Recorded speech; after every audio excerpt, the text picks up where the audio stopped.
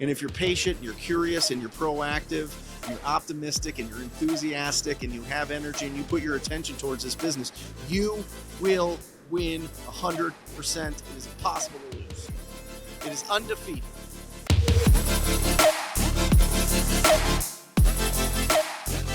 Gut check moments are God's way or the universe's way of asking, do you want this? Do you truly want this financial freedom? Or do you just like the idea of it? Are you ready for this opportunity, for what it's going to take, for who you have to become? It's a way of testing you, your intention, your grit, and your perseverance. Although everything's in your way, you have to break through. It's just a test of your will. That was written by Tom Kroll in his incredible book, The Greatest Business. And that's the perfect way to introduce my guest on the podcast today. This is his second time on from Toledo, Ohio, Moran El Rafai. I'm excited about this, guys, because Moran has been through so much and his story is so strong. But before we get into the story, before we get into the amazing things that he's doing, Moran, in the next 30 days, how much income are you going to make?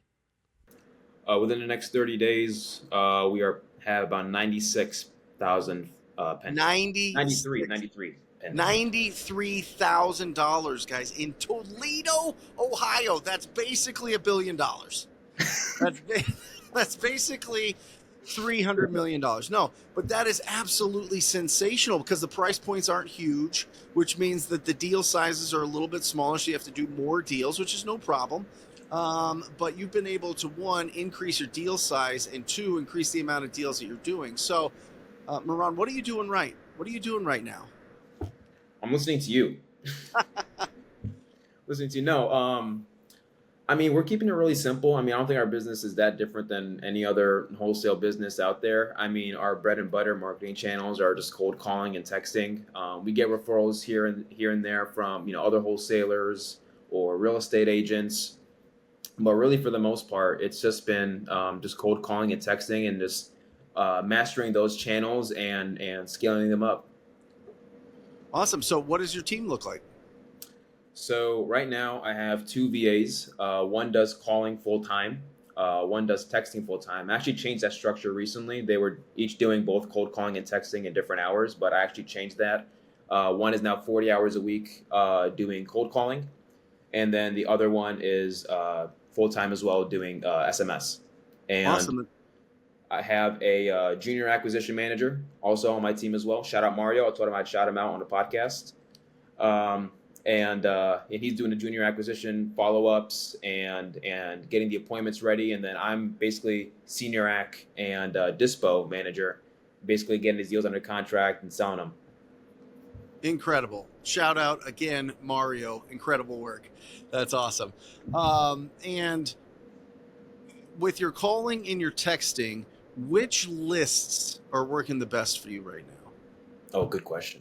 Okay, so right now we're actually trying something new over the last couple of months where we used to be very niche with our lists where you would go like after like the evictions or like the probates, like the very, those distressed lists. And those are good. But right now, to be honest, we're going after the whole county. So right now, like on our batch filters, it's literally all Lucas County, which is our county, at least 4 years of ownership and off market. So that's really what we're targeting over the last couple of months.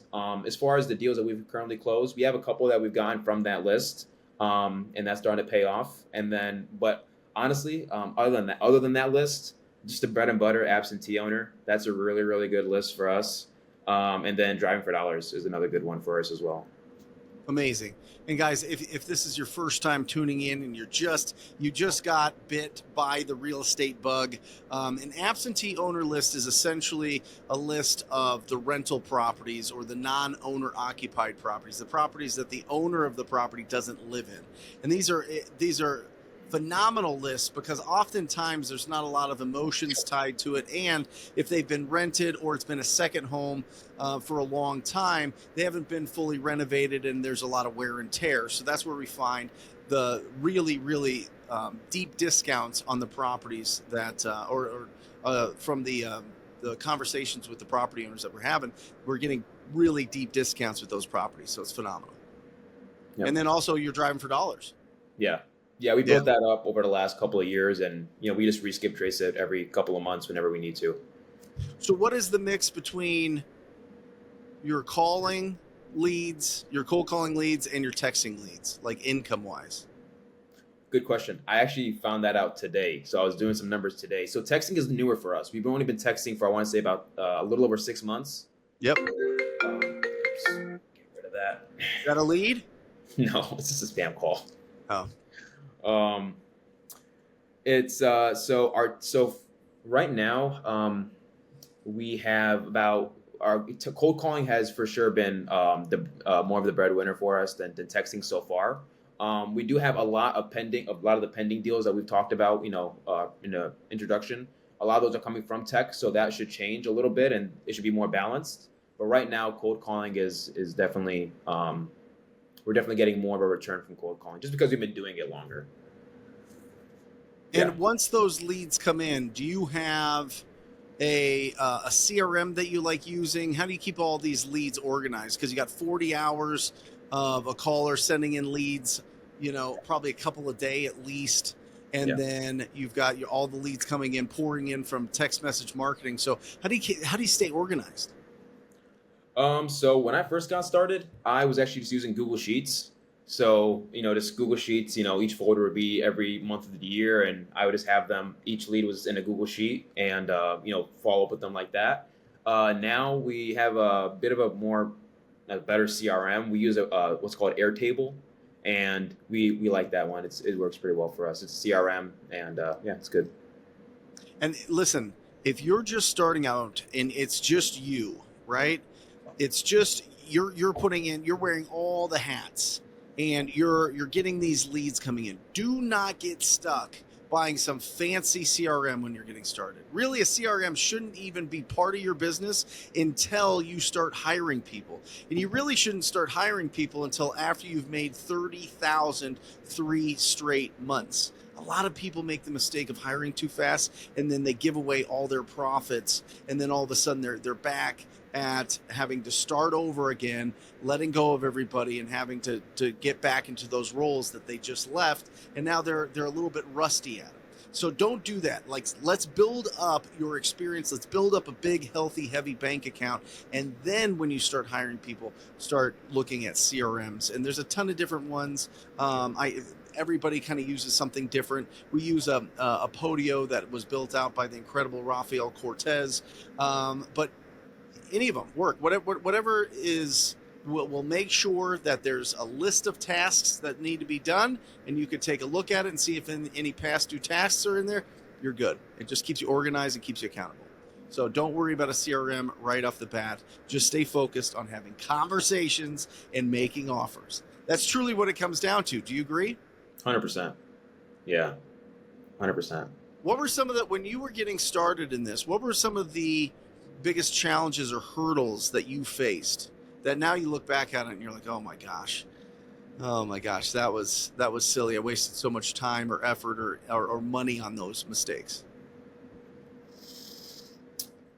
Well, I think that when I first got started, I was a bit scared with my money. I didn't know how to really use my money to make what I do more efficient. So I think, well, number one, I was spending a lot of time pulling lists that weren't performing. So I would literally, when I first got started, I found out ways how to like go to like the county and find all these probate records and all these eviction records and like code violation records.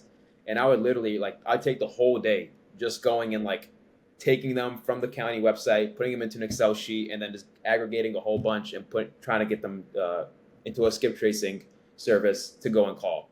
When in the meantime, I should have just been calling leads and just pulling a very simple list like an absentee list or going out driving for dollars and just making the business a whole lot more simpler. I think that when we first get started, we get caught up in the shiny objects, like, oh, this list is sounds cool, let's go get this list, or this marketing seems like it's going to give me a good return, or it sounds sexy, let's go get that, let's go do PPC. When in the meantime, I mean, if you just get one of those, it can be cold calling, it can be texting, it can be door knocking, it can be what have you, and you just get really, really good at it, you're going to make a lot of money. Yep. So I think just focus and consistency, just picking one thing and just being really consistent with it. Yeah, for sure. You got to go deep before you go wide. Yeah, for Pick sure. whatever marketing channel. Listen, every marketing channel works. It just depends on your budget. It depends on your time, and it depends on your effort. That's really all it comes down to. I always push to be very proactive in the beginning because, one, you can control your schedule, which is really important, especially if you're starting out in this business part time, whether you're in school or you've got a full time job or you've got young children that are all over the place, right? You need to really time block and really make sacred time for this business. And the best way to do that and be really proactive is to reach out to the property owners. I mean, you initiate the conversations. Now, you can Yeah. certainly start with marketing if you have the budget to do that so that people call you, they initiate the conversations. And those are phenomenal leads, but just watch out because your budget can be swallowed up very quickly and you need to be available. If you don't answer in this market right now, if you don't answer a lead when they call in live, they're gone. I mean, the likelihood that they've called somebody else and are working with somebody else, and now you're competing with somebody else is like 90%. That's what we found in Phoenix is 90% of the time if we don't answer it live. So we made a huge effort that anytime a call comes in, it rings to everybody in our team, and somebody's going to answer that lead live. So just know that going in when you're starting your lead generation efforts to pick what you want to do. Do you want to reach out to real estate agents during your time? Do you want to reach out to property owners that have, properties that need some significant investment? Do you want to send out mailers and have people call you? Do you want to start doing some internet leads and some pay-per-click or buying some of those internet leads? Pick one, go deep, make sure that you have a budget for a minimum of 90 days of consistency. Minimum. I would prefer 6 months, but a minimum of 90 days. What do you think? 100%.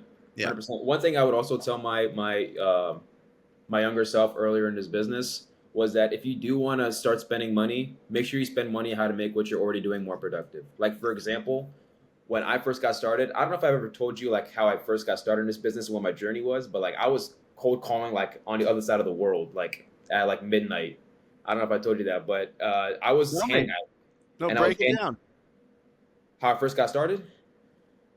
All right. So when I first got started, I was actually wanted to be a realtor, believe it or not. I wanted to be a realtor, and this was like right after I graduated high school. I had no idea what I wanted to do, but I watched this video by Graham Stephan actually about like rental properties and like the beauty of like owning real estate and things of that nature. And he was a realtor, so I felt like, hey, shoot, if he's a realtor and he became like a millionaire like 26, that sounds cool to me. Let's go be a realtor. And I'll be honest, I didn't even know what a realtor was. I just thought that that was the only way you can get into real estate. So I just said, hey, let's just be a realtor and figure out what that actually means once I'm actually one of them. So right after high school, I actually met somebody through my local mosque. I'm a Muslim. So I met somebody through my mosque who was a deal with mortgages. And I thought he was a realtor because I thought everybody in real estate was a realtor. So I asked him, hey, is there a way I can shadow you just for free? Like just to see if there's any way where I can provide you some value to, just in any way possible, just giving myself up for any sort of service. He said no, but he referred me to somebody that was part owner of a local brokerage here in the area, and I got his number. I gave him shot him a quick text. We had a meeting. I think a couple of days later.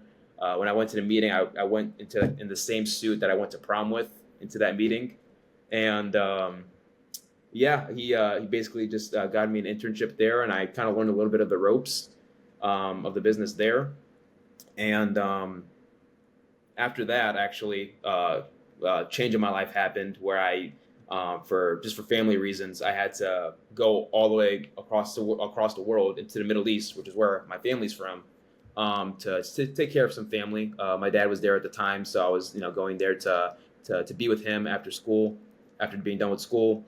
And then one day, I was still interning with him, still doing work online for him. I came across this video about wholesaling. It was actually on I don't know if he's even a coach, but he was like on the Breakfast Club. His name is Mark Whitten. I don't know if you heard of him, but he was doing a podcast. He was talking about wholesaling on the Breakfast Club about real estate, and I was like, whoa, this sounds crazy. Like, is this like even real?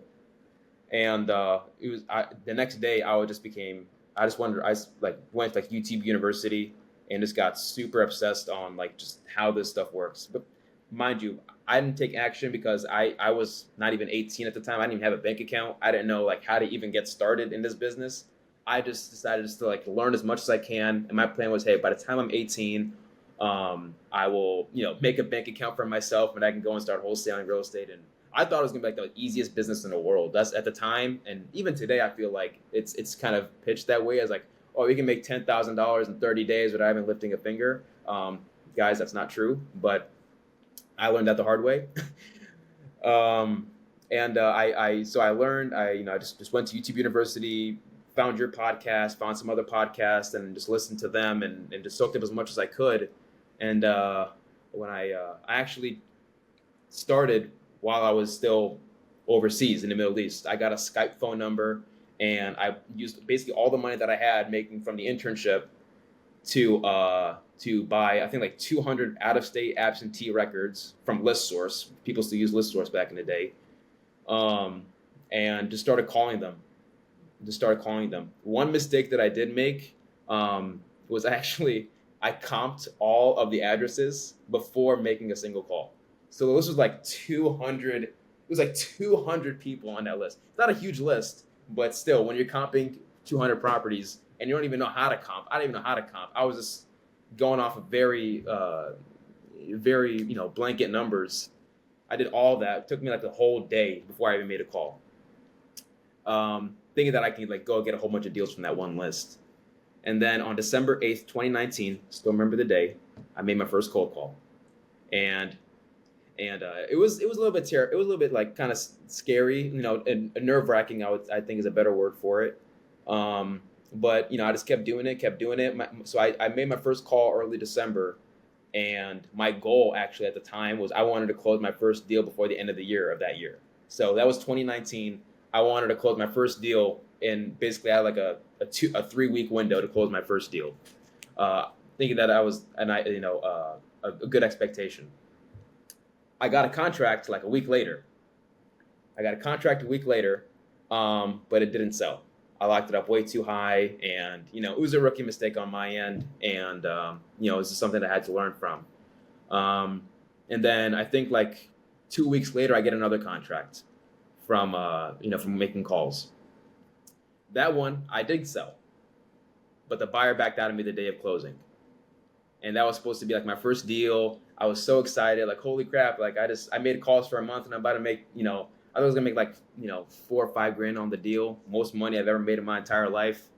I thought it was gonna be like a great day once once that deal closes. Then the buyer calls me like end of the day at the end of like our closing end of our contract, and tells me, hey man, look, blah blah blah, gave me a whole bunch of excuses. He never deposited EMD. I didn't know about the EMD or making sure that they're supposed to get their EMD in. And long story short, he just backed out of me. My seller was pissed. I was pissed. And it was kind of a rough situation. Luckily enough, I still have a relationship with that seller. He's actually on my cash buyers list. So me and him still have a relationship. So that's pretty good. And then, moving forward, long story short, it took me about 5.5 months to close my first deal. And that didn't even come from cold calling. That came from a JV that I found on Facebook. Some person was posting a deal on our local Facebook group. Shout out to Tootie Sawyer, and it was made like $1,500 on that deal after 5 months, and I was like, "What?" I got my first deal. I remember finally got the envelope with the check, and I went to my brother. I was like, "Hey, open this up for me," and I made him open up the check for me just to just to show him like, "Hey man, this is cool." And I was telling him about my journey as I was doing it, as I was, trying to come up and get my first deal. And when he saw the envelope, he was like, "Wow, man, congratulations!" And I was freaking ecstatic. I even have the contract still in my bedroom in my parents' house, because I was just making calls from my mom's and my parents' house bedroom.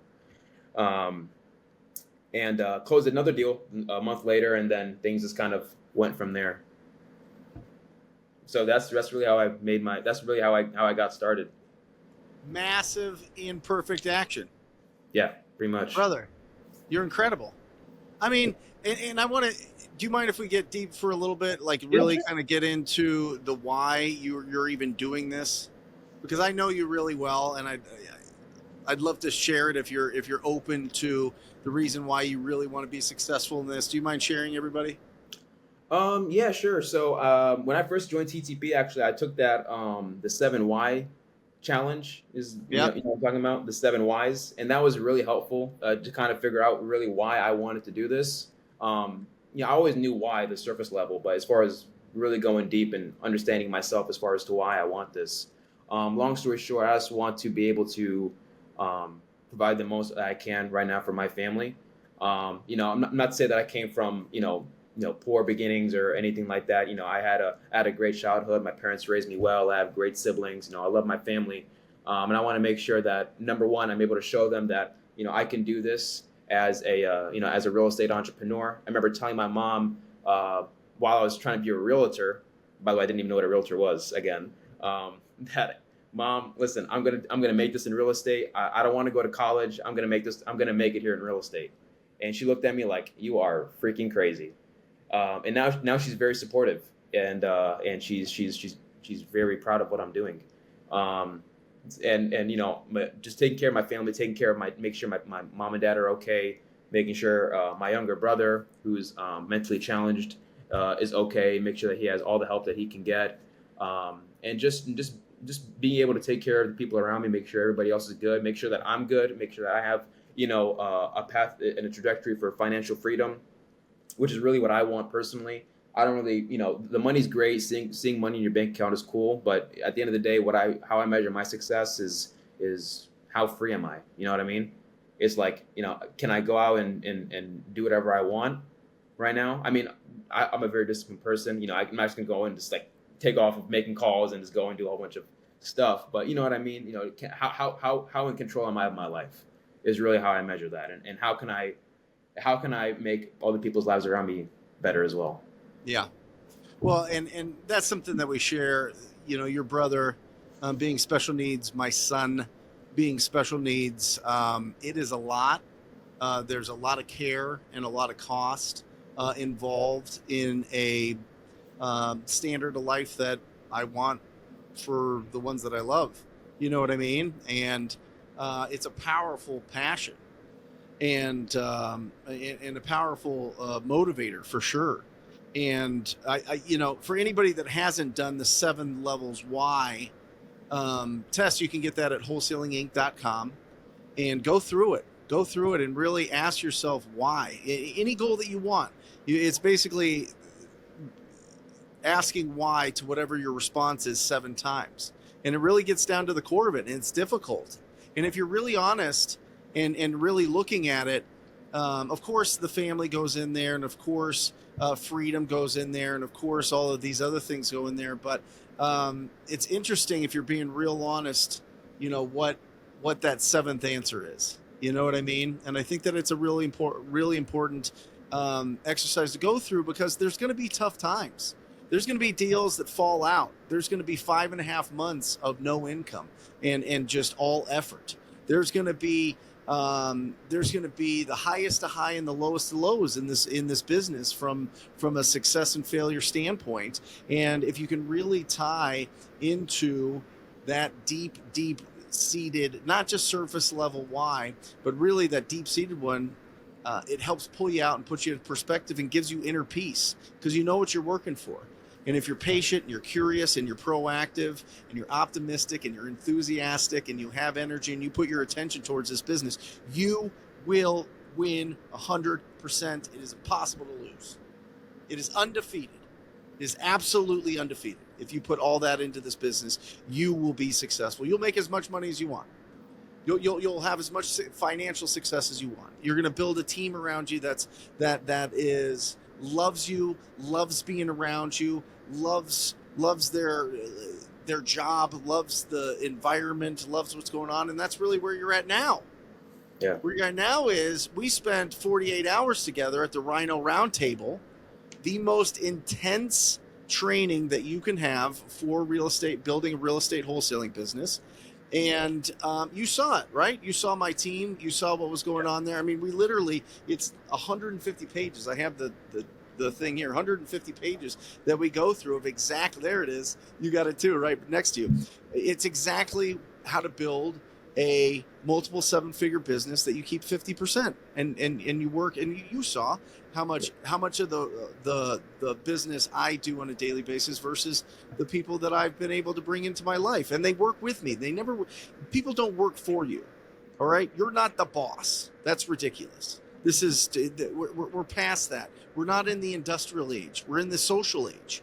So it matters that there's an environment where people feel comfortable, where people feel like they can share their emotions, where people feel like they can take some time off if there's something going on. So, and to be able to build a business like that, that's successful, that you take home, that you don't have to work in every single day, that's the goal. I mean, that's the goal. And what'd you think? What'd you think of without making this like a pitch fest at the end here, but what did you think of Roundtable? What were your honest opinions? It was great. It was great. Just I felt like when I walked in there, I feel like everybody's sole intention was just to gather as much information and just take as much away from your business as possible, which was great. I felt like I was like in a very advanced like AP class in like high school, and just going through like all the essentially Roundtable for me was like taking all the stuff from YouTube and just go and everything, dealing with like lead generation, conversion, and dispo, and just going to like a very micro granular level and like seeing like every step exactly how it's done. You get to ask questions about all the nitty gritty stuff, that all the nuances that otherwise you wouldn't be able to know about or ask about, not just from you but also the people that were there as well. They were also very successful business owners themselves, so getting to be with them as well was good. It was a great event. What did you think of my team? Oh, they're the best. Yeah, shout out to your team, man. They're awesome. Not just as people, not just as people in real estate, but also just as people themselves. They're great people. Yeah, Jeremy just popped his head in, and just told me that we made $63,000 on a deal he just sold today. And they're never in the office. They're in the office now, but they've been in the office this week. We've been doing some extra training because we're adding a different strategy to our business, which is going to be phenomenal. And I can't wait to share the results with everybody on here. But 63,000, boom. Absolutely incredible. I mean, this business is incredible. Yeah. Anyway, yeah, Rhino Roundtable, guys, if you're interested in that, if you're building out your business, if you're ready to hire people in your business, you have to check out Rhino Roundtable, rhinoroundtable.com. It is, without a doubt, the greatest training I've ever put together. Ever put together, and my team's put together, and it's exactly how to run a successful business that is long lasting. I've been doing this 10 years. I've been in real estate 19 years, and it all comes down to this 48-hour intensive. If you're interested in that, if you're hiring people, you need to be in the Rhino Roundtable, rhinoroundtable.com. Check it out. If it feels good in your gut, as always, sign up for a call and have a conversation with us and see if you're ready to go. We've got an event every 90 days. This is not something we do every weekend. This is for very serious people, very serious entrepreneurs. This is not for people that are just kind of sticking their toe in this business. This is for people that are absolutely serious, because it'll blow your face off. I am so pumped. And I have no problem hyping this thing up because it is so powerful and so intense. And I know you follow this path right here, Moran, and you're at 7 figures this time next year. You know what I mean? Like, that's what it is. So, what deal? Let's talk about what is closing next week, because I got to ring this victory bell for you. It's itching. It's like calling me right now. It's like, hey, ring this bell. So give me, how many deals are you closing next week? Next week, so we got one closing for sure on Monday that's scheduled. We're supposed to have a 45K deal closing as well. That's gonna be our biggest assignment fee yet. So yeah, that's gonna be. Come on. Yes. Amazing. Yes. Moran, give some advice to everybody starting out in this business before we end this podcast episode? It works, and keep going. Just don't give up. There's gonna be tough times. That happens with every entrepreneur. It happens to anybody that has ambition to give themselves a better life. But just keep going. I promise you, you're not gonna regret it. I love it. Moran, you're the best. I love you. I truly mean that. You're absolutely incredible. You're such an inspiration to so many people in the Rhino tribe. You pour into the tribe, and you're doing amazing things. And I will tell you this, guys, and I'm going to say this from an interesting place, but Moran is one of the only people that does exactly what I've told him to do. Seriously. And it's worked, and it keeps working, and he doesn't overthink it, and he puts it into practice, and it's incredible to watch. It's incredible to watch somebody that you really want them to succeed. You really pour into them. You really bring a lot of love. And just seeing you now from where you were 2-3 years ago when you were getting started with us is bananas, bro. I mean, the confidence, the light in your eyes, the deal sizes that you're doing, the incredible amount that you're pouring in to everybody else. You're incredible. Thanks for being on here. Awesome. Thank you for being on. Thank you for having me. Awesome. Guys, wholesalinginc.com has unbelievable resources for you. Make sure that you go and check that out in the academy there. There's a ton of resources for you, whether that be scripts, whether that be overcoming objections, whether that be mindset materials, whether that be free trainings, whatever it is that you can imagine, it's going to be at wholesalinginc.com. And that's it. That's it for our show. I am Brent Daniels, Mr. TTP, Mr. Talk to People, and I will leave you, as I always do, encouraging you to go out there and talk to people. Until next time. Love you guys. Bye.